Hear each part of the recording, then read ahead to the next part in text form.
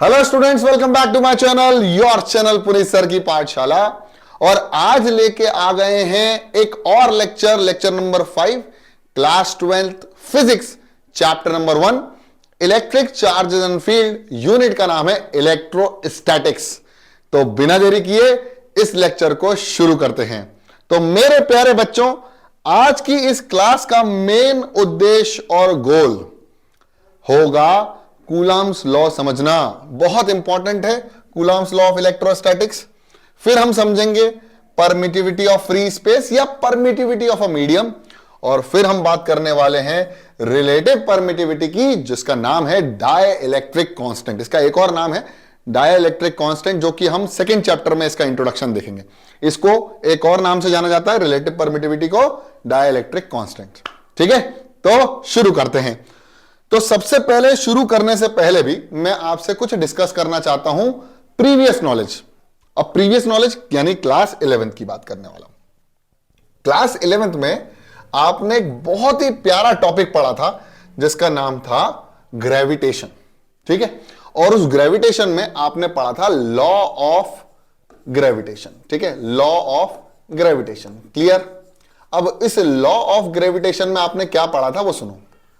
दुनिया के अंदर जो भी ऑब्जेक्ट हैं और अगर उनके पास कुछ मास है, अगर वो मास पोजेस करते हैं, तो उनके बीच में, कोई भी दो ऑब्जेक्ट्स के बीच में जिनके पास कुछ मास होता है, वो हमेशा एक फोर्स से एक दूसरे को क्या करते हैं? अट्रैक्ट करते हैं। और ये हमेशा कैसा होता है? फोर्स ऑफ अट्रैक्शन होता है। ठीक है, मैंने इस चैप्टर की शुरुआत भी कुछ इसी तरह से करी थी, जिसमें मैंने बताया था कि हमेशा फोर्स ऑफ अट्रैक्शन तो ग्रेविटेशन में लगता था, लेकिन इलेक्ट्रोस्टैटिक्स में फोर्स ऑफ रिपल्शन भी लगा। तो हमको पता चला कि ग्रेविटेशन से दूसरा कोई फोर्स यहां पर आया है। अब मान लीजिए इनके सेंटर्स के बीच का जो डिस्टेंस है वो r है। ठीक है, इन दोनों के सेंटर्स के बीच का जो डिस्टेंस है वो r है, और इन दोनों के ऊपर मास है m1 और m2। एक बात ध्यान रखना, यह भी लॉ जो था वो पॉइंट मासेस के लिए एप्लीकेबल था। अब व्हाट इज पॉइंट मासेस, मैं आपको समझाता हूं। पॉइंट मासेस का मतलब होता है जिनका साइज जो है इन दोनों के सेपरेशन से बहुत छोटा हो, तो उसको हम क्या कंसीडर करेंगे? Point mass. जैसे सन जो है वो अर्थ से काफी दूर है, तो सन हमारे लिए पॉइंट हो जाएगा। समझ में आया? पॉइंट ऑब्जेक्ट हो गया। क्लियर? तो बहुत ज्यादा दूर हो जाए तो उसको हम क्या बोलेंगे? Point mass. ठीक है, और इसका सेंटर से जो डिस्टेंस होगा वो r हो गया। तो हमारा जो फोर्स था, ग्रेविटेशनल फोर्स, वो डायरेक्टली प्रोपोर्शनल आया था m1 और m2 के। ठीक है, यानी product of their masses. And यही फोर्स इनवर्सली प्रोपोर्शनल था इन दोनों के डिस्टेंस के स्क्वायर के, यानी force is inversely proportional to the separation.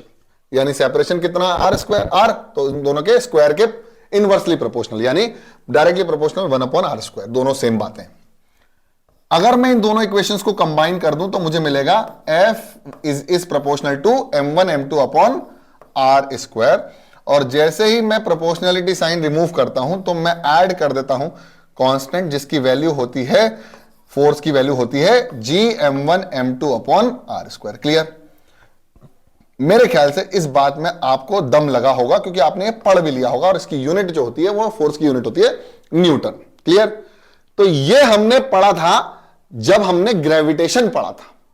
और जस्ट सिमिलर ग्रेविटेशन के हमारे पास एक नया लॉ आया जिसको हमने बोला कूलम्स लॉ। ये रहा हमारे पास कूलम्स लॉ। अब कूलम्स लॉ एक फ्रेंच फिजिसिस्ट थे जिन्होंने एक्सप्लेन किया था इन 1785। अब एक्सप्लेन क्या किया था? उन्होंने एक्सप्लेन किया था electric forces between small charges. अब स्मॉल चार्ज स्फीयर मतलब वही पॉइंट चार्जेस की बात करें। मतलब ये लॉ केवल और केवल पॉइंट चार्जेस के ऊपर एप्लीकेबल है। और इनका नाम था, जिन्होंने ये इंट्रोड्यूस किया था, वो था चार्ल्स अगस्टिन कूलम। ठीक है, अब हम चार्ज की बात कर रहे हैं, तो उन्होंने जो एक्सपेरिमेंट परफॉर्म किया था उसको बोलते हैं हम टॉर्सन बैलेंस। अब टॉर्सन बैलेंस एक सेंसिटिव डिवाइस है जिसमें हम पता लगाते हैं कि फोर्सेस कितना लग रहा है और कहां लग रहा है। तो उन्होंने क्या देखा? उन्होंने दो स्फीयर लिए। जैसे हमारे पास दो मासेस थे और वो पॉइंट मासेस थे, तो वो स्फेरिकल थे। तो ये भी हमारे पास दो पॉइंट चार्जेस थे, और उन दोनों के बीच का जो सेपरेशन था, अब कुछ कुछ किताबें इसको डी लेती हैं, अब मैं आर लेता हूं। तो उन दोनों के बीच का जो सेपरेशन था वो कितना था, R, और इनके ऊपर जो चार्ज था वो था Q1 और Q2, ठीक है। एक के ऊपर चार्ज Q1 था और एक के ऊपर चार्ज Q2 था। अब this law is only understanding और ओनली टेलिंग और only observing the magnitude of the force between the two charges, यानी फोर्स का केवल मैग्नीट्यूड की बात करता है, यानी फोर्स वेक्टर क्वांटिटी है, तो अगर मैं इस पे मॉड लगा दूं तो मैं किसकी बात करूंगा, केवल मैग्नीट्यूड की। कितना मैग्नीट्यूड का फोर्स लगेगा, एक्सपेरिमेंटली परफॉर्म करके देखा। अब फोर्स क्या आया, फोर्स वही same, proportional to product of their magnitude of the charges, मतलब force is proportional to Q1 and Q2, multiply कर दें, और यही फोर्स जो था वो इनवर्सली प्रोपोर्शनल था इन दोनों के सेपरेशन से, मतलब force is proportional to 1/r²। Clear? तो यहां पर हमने इन दोनों इक्वेशंस, बिल्कुल सिमिलर है ये, बिल्कुल सिमिलर, अगर इन दोनों को मैं कंबाइन कर दूं तो मुझे जो मिलेगा वो मिलेगा force vector quantity, but we are talking about magnitude, तो इसलिए लगा दिया मॉड्यूलस। इसको एब्सोल्यूट मीन फंक्शन भी बोलते हैं मैथमेटिक्स में। Proportional to Q1 Q2/r²। Clear? और यहां पर अगर हम एक प्रोपोर्शनैलिटी साइन हटा दें तो हम क्या लगाएंगे, एक कांस्टेंट, और इसकी वैल्यू थी K Q1 Q2/r²। ठीक है? टॉर्सनल बैलेंस एक्सपेरिमेंट, एक डिवाइस से एक्सपेरिमेंट करके परफॉर्म करके ये समझ में आया कि भैया दो जो पॉइंट चार्जेस होते हैं उन दोनों के बीच में जो फोर्स होता है, वेदर इट इज अट्रैक्टिव और repulsive, whether it is attractive और रिपल्सिव, ये दोनों ही हो सकते हैं, अट्रैक्टिव भी हो सकते हैं और रिपल्सिव भी हो सकते हैं। इन दोनों के ऊपर जो फोर्स लगेगा वो प्रोपोर्शनल होगा उन दोनों के प्रोडक्ट के मल्टीप्लीकेशन के, मतलब दोनों के चार्जेस के ऊपर जो भी चार्जेस आए उनके प्रोडक्ट के, और inversely proportional to the separation, यानी डिस्टेंस के स्क्वायर के। ठीक है? दैट इज, अब हम अगर हमने कंबाइन कर दे तो F proportional to Q1 Q2/r² और F is equal to K Q1 Q2/r², where K is the proportionality constant. Clear? इतनी पिक्चर क्लियर हो गई, क्योंकि हमने 9th में भी ग्रेविटेशन पढ़ा था, यूनिवर्सल लॉ ऑफ ग्रेविटेशन, तो हमको ये क्लियर हो गई पिक्चर। जहां पर हमारे पास K की जो वैल्यू आई एक्सपेरिमेंटली वो आई 9 × 10⁹, और इसकी यूनिट थी कूलाम। देखो इसकी यूनिट कैसे निकालेंगे, देखो ये कूलाम का स्क्वायर है, ये मीटर का स्क्वायर है, तो आएगा न्यूटन मीटर स्क्वायर मल्टीप्लाई हुआ पर कूलाम स्क्वायर।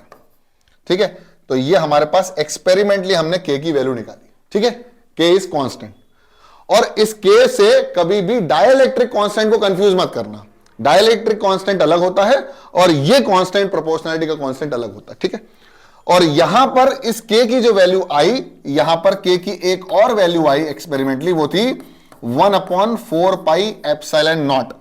अब ये ε0 क्या था, इसको भी हम बोलते हैं परमिटिविटी ऑफ फ्री स्पेस, क्योंकि ये एक्सपेरिमेंट फ्री स्पेस यानी वैक्यूम में किया गया था। ठीक है? तो इसकी कोई परमिटिविटी उन्होंने नाम दिया, इसकी परमिटिविटी है। अब परमिटिविटी क्या होती है, कैसे होती है, इसको मैं आने वाले समय में इसी लेक्चर में परफॉर्म करके और एक्सपेरिमेंट करके नहीं, आपको बताने वाला हूं। कैसे बताने वाला हूं, बाय एक्सप्लेनेशन। ठीक है? अब वो क्या है, परफॉर्म तो मैं कर ही नहीं पाऊंगा क्योंकि मेरे पास कोई डिवाइसेस नहीं है, but still I can help you out from this. ठीक है? अब क्या है, K is equal to 9 × 10⁹ newton metre square पर कूलम स्क्वायर, और K की value 1/4πε0, where ε0 is the permittivity of free space, क्योंकि उन्होंने जो टॉर्शनल बैलेंस का एक्सपेरिमेंट परफॉर्म किया था वो फ्री स्पेस यानी वैक्यूम में किया था या एयर में किया था, यानी एयर, फ्री स्पेस और वैक्यूम तीनों ही एक ही चीज है। क्लियर? और इसका नाम पड़ा परमिटिविटी ऑफ द मीडियम या परमिटिविटी ऑफ फ्री स्पेस। अगर फ्री स्पेस है तो हम परमिटिविटी को हम नॉट में, और अगर मीडियम है, कोई मीडियम है तो M से। ठीक है?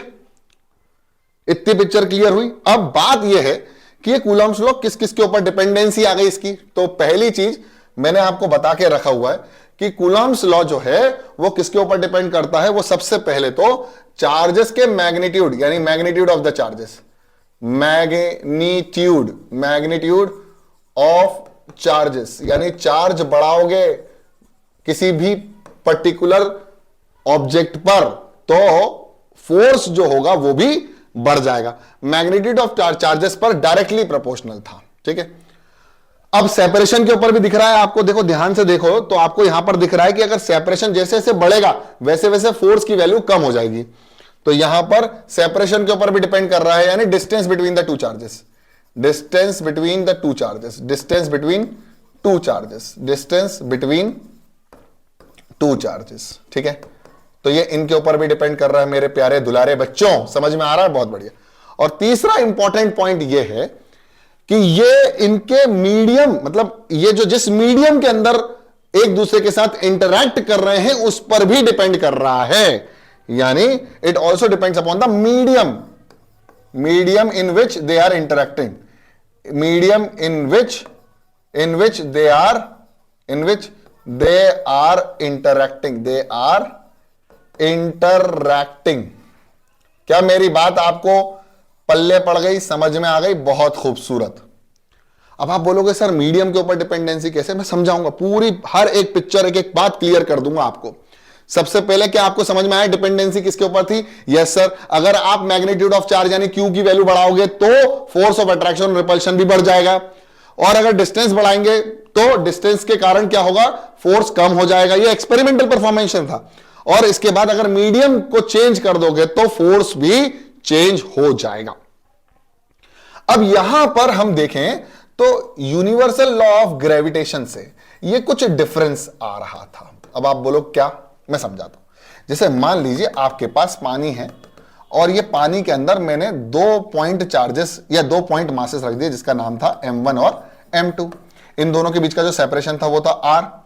तो जो फोर्स था वो कितना था? g m1 m2 upon r square. ठीक है, अब इसी को अगर मैं एयर में रख दूं, मान लीजिए अगर मैं इन दोनों मासेस को इसी सेपरेशन में, इसी पर्टिकुलर अरेंजमेंट में अगर मैं एयर में रख दूं, मान लीजिए यही m1 है, यही m2 है, यही डिस्टेंस r है, तो फोर्स में कता भी चेंजेस नहीं आएगा।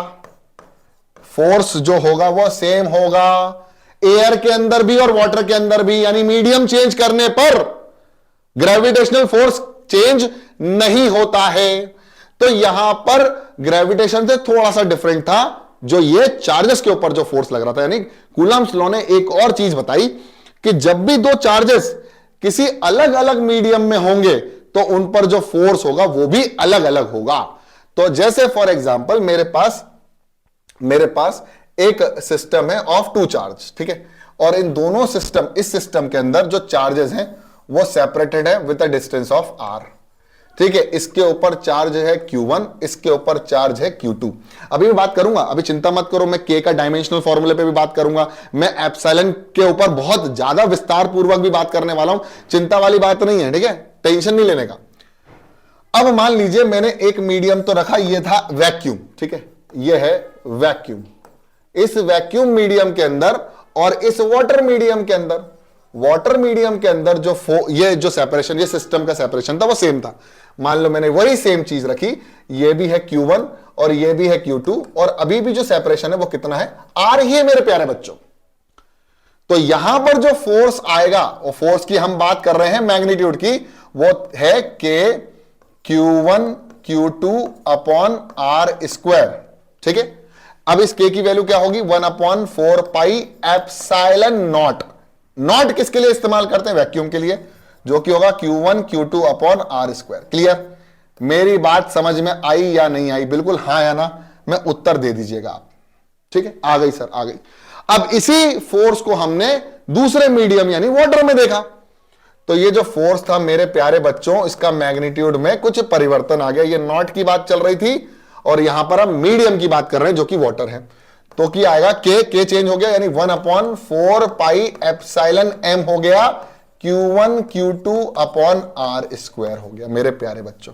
यानी यहां पर फोर्स की वैल्यू चेंज होती चली गई जैसे जैसे हम मीडियम में, अलग अलग मीडियम में जा रहे थे। एयर में अलग था, वाटर में अलग था, और किसी और मीडियम में, ऑयल में अलग था।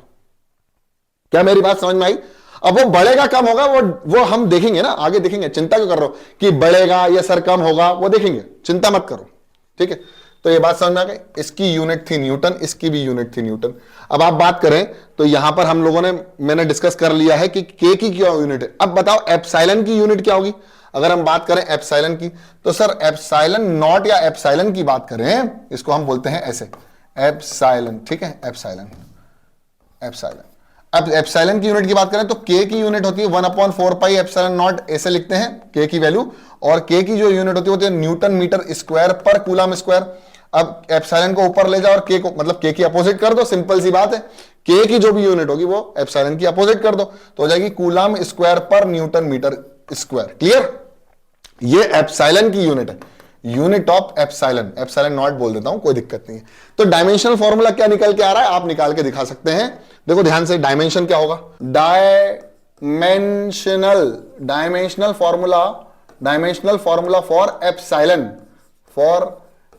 एप्सिलॉन या परमिटिविटी। तो हम कैसे निकाल सकते हैं इसका फॉर्मूला? अरे सिंपल है यार, अगर आपको इसका एक्चुअल फॉर्मूला पता है तो डायमेंशनल फॉर्मूला भी निकाल सकते हैं। अगर आप बात करें तो F इज इक्वल टू क्या होता है, K Q1 Q2 upon R square होता है, बोलो हाँ या ना? हाँ सर।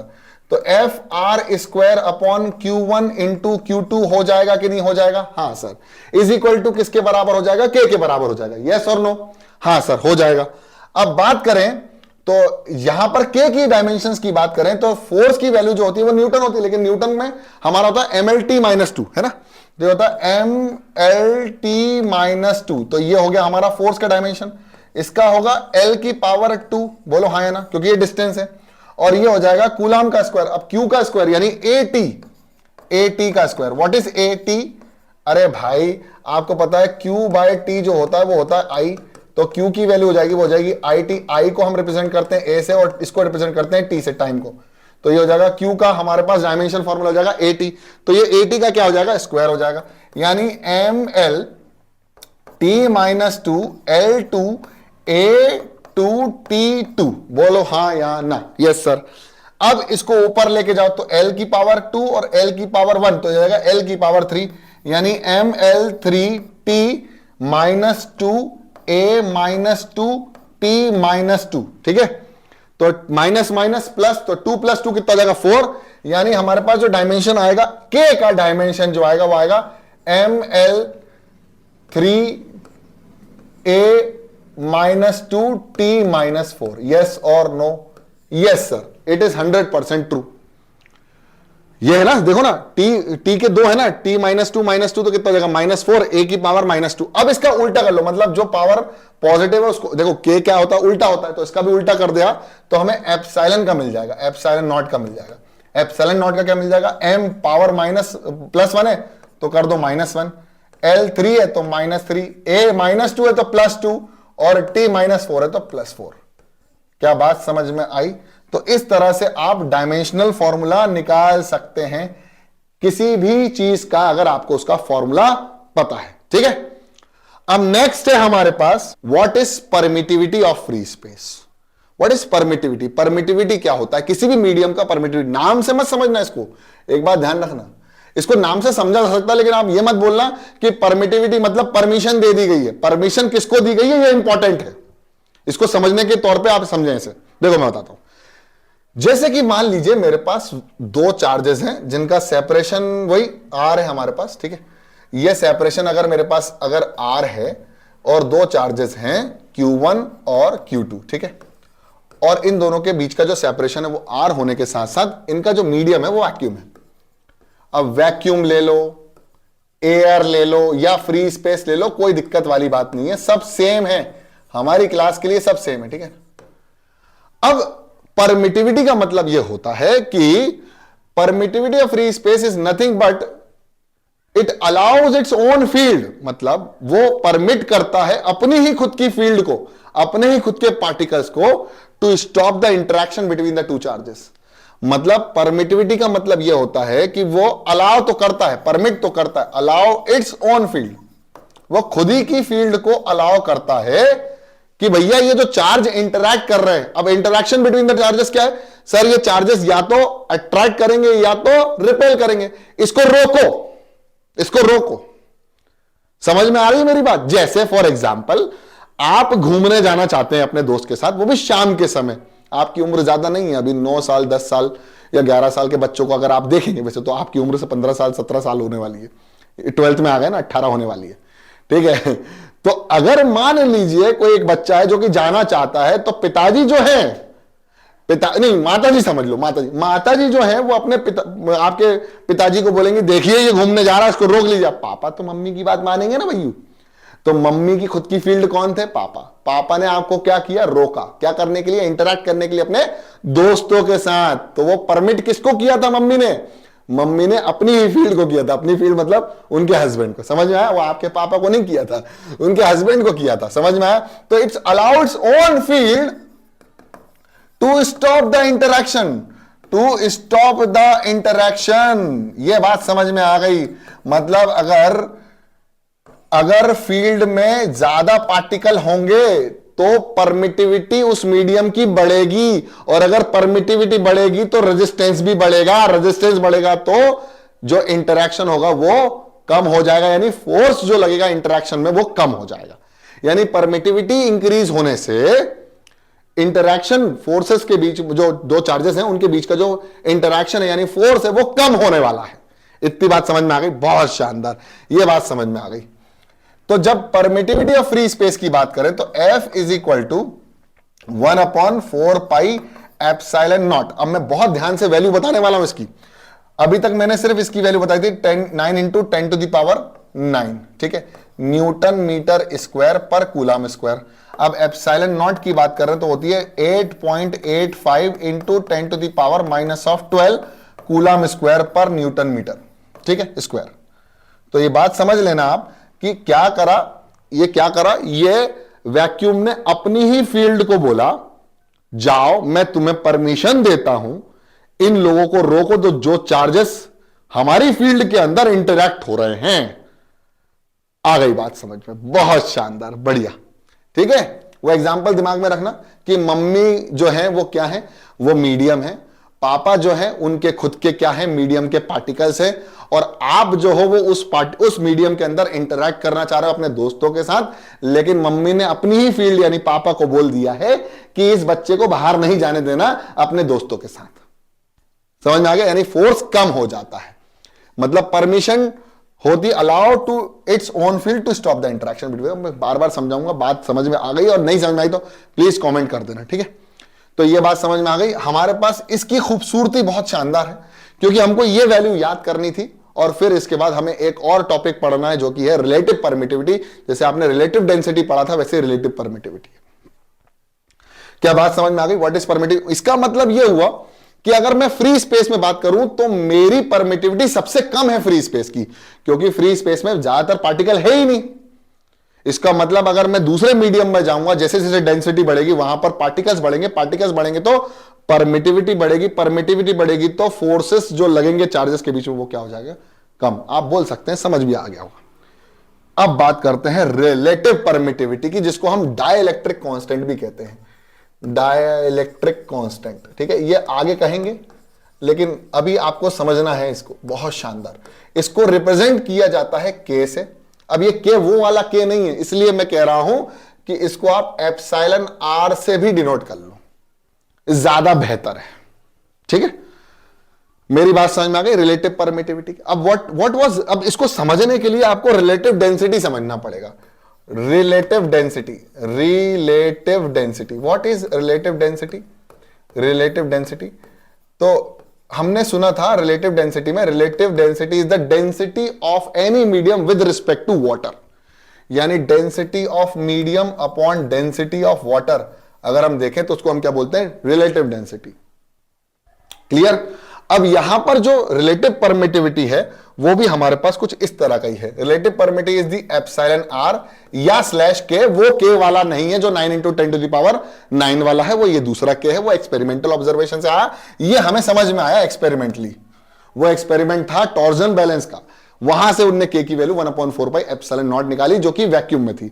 यहां पर वो के जो है वो एप्सिलॉन मीडियम वाला आर के साथ है, रिलेटिव परमिटिविटी वाला है। समझ में आया? क्लियर? वो दूसरा के है, बस इतना समझ लो यार। हाँ, फिर से बोल देता हूं। Epsilon naught is the permittivity of the free space, epsilon M उस मीडियम की परमिटिविटी। इन दोनों का रिलेशन यानी epsilon M upon epsilon naught is equal to relative permittivity. Clear? Clear? बोलो हाँ या ना? हाँ सर, हाँ। तो इसका मतलब यह हुआ कि epsilon m upon epsilon naught is equal to K is equal to epsilon r। तो किसी भी मीडियम की जो परमिटिविटी होगी वो कितनी हो जाएगी? के टाइम्स ऑफ एप्सिलॉन नॉट। इतनी बात समझ में आई? हाँ सर, इतनी बात तो समझ में आ गई। व्हाट इज के? It is relative permittivity. What is this? It is permittivity of free space. What is this? It is permittivity of medium.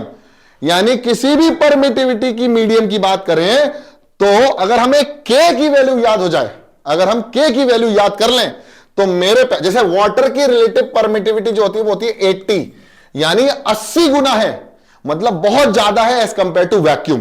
कितनी? 80 times. 80 times of permittivity of vacuum, permittivity of vacuum, यानी अगर 80 गुना कर दिया जाए तो interaction जो दो charges के बीच में होगा वो पानी के अंदर 80 गुना कम हो जाएगा, यानी फोर्स ऑफ अट्रैक्शन और repulsion will be 80 time less as compare to air. बात समझ में आ गई? तो 80 अगर याद रख लिया, एप्सिलॉन r या k 80 याद रख लिया तो हम 80 टाइम्स कर देंगे। किसका sir? 80 times of 8.85 into 10 to the power -12, तो हमको मिल जाएगी permittivity of water, permittivity of other medium. बात समझ में आ गई? बहुत शानदार। This is called permittivity of another medium with respect to air. इसी को बोलते हैं रिलेटिव परमिटिविटी।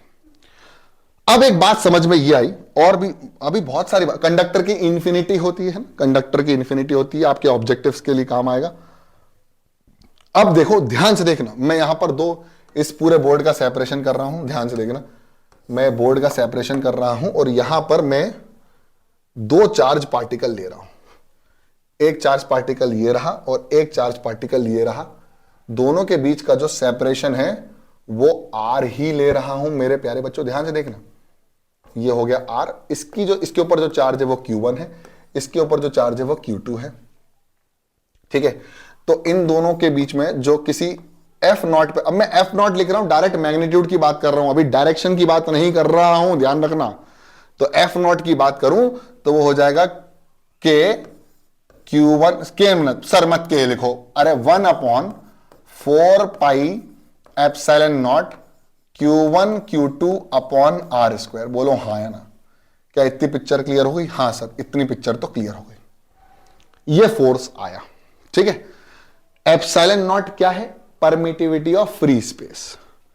अब इसी सेपरेशन को, सेम सेपरेशन को मैं लेके चले गया किसी दूसरे मीडियम में। सपोज वो मीडियम क्या है? वाटर है ना। वाटर का मैंने 80 बता दिया है रिलेटिव परमिटिविटी या डाइलेक्ट्रिक कांस्टेंट, लेकिन तब भी वाटर बना लेना, इमेजिन कर लेना ये वाटर है, ठीक है। ऐसे डरना मत सर आपने वाटर नहीं बनाया, ठीक है। ये हो गया Q1 और ये हो गया Q2, ठीक है। तो जो फोर्स होगा वाटर मीडियम में उस मीडियम में वो कितना हो जाएगा? 1/4 pi epsilon m। Epsilon is the permittivity of a medium, Q1 Q2 upon R square. बोलो समझ में आया कि नहीं आया? हाँ सर आ गया। अब मुझे एक बात बताओ, मुझे बहुत पिक्चर क्लियर करना है आपको। ये एप्सिलॉन m में क्या लिख सकता हूं सर बताओ? एप्सिलॉन m लिख सकता हूं k times of epsilon naught, yes और नो। और ये k क्या है? एप्सिलॉन r है, ध्यान रखना, डरना नहीं है, रिलेटिव है। हाँ तो एप्सिलॉन ऐसा ले लो, epsilon m is equal to epsilon r into epsilon naught लिख सकता हूं? हाँ सर लिख सकता हूं। तो मैंने अगर FM लिख दिया, medium, force in medium, 1/4 pi epsilon r into epsilon naught Q1 Q2 upon R square. तो कोई बुरी बात तो नहीं करी ना मैंने? बहुत बढ़िया सर, शानदार, समझ में आ गई पिक्चर 1 और 2। अब मैं अगर कहूं कि मुझे फोर्स निकालना है किसी मीडियम का विद रिस्पेक्ट टू, फोर्स निकालना है चार्ज का in a particular medium with respect to air, उन्हीं चार्जेस का एयर में, तो क्या मैं निकाल सकता हूं? हाँ सर निकाल सकते। कैसे? इन दोनों को डिवाइड कर देते हैं, सेकेंड डिवाइडेड बाय 1, यानी FM अपॉन F0, ठीक है, FM अपॉन F0। अब मुझे एक बात पिक्चर क्लियर करके बताओ, क्या फोर्स ऑफ इंटरेक्शन बढ़ेगा या कम होगा? कम होगा, क्योंकि परमिटिविटी बड़ी है।